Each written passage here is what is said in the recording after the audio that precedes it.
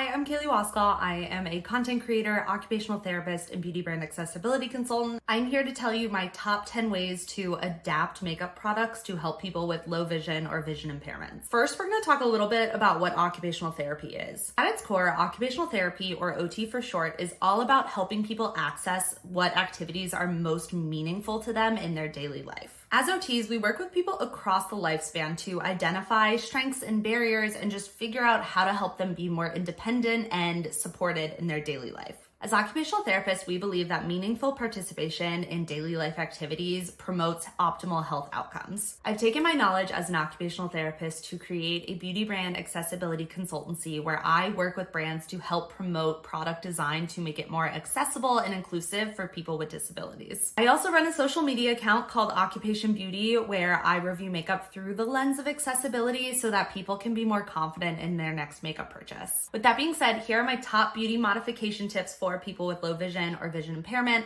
And just as a disclaimer, this is not medical advice. If you think you'd benefit from occupational therapy services, I really encourage you to seek out a provider in your own area. Number one, pick products that are going to reduce glare. A lot of makeup products that have mirrored surfaces can cause glare, which is not great if you are someone with low vision. High contrast is always better. So looking for products with really high contrasting colors, big, bold text.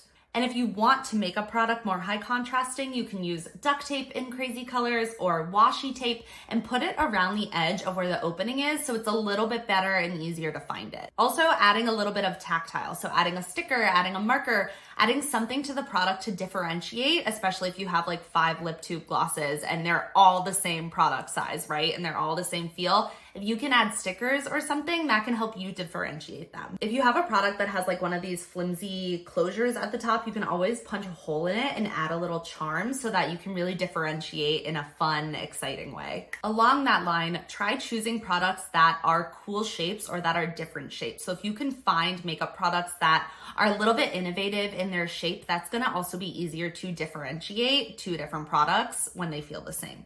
On the discussion of being able to find things, really reducing that clutter on your vanity is going to be really important. Try to avoid busy patterns or busy vanities or cluttered countertops because that's going to make it a lot harder to kind of find those different products.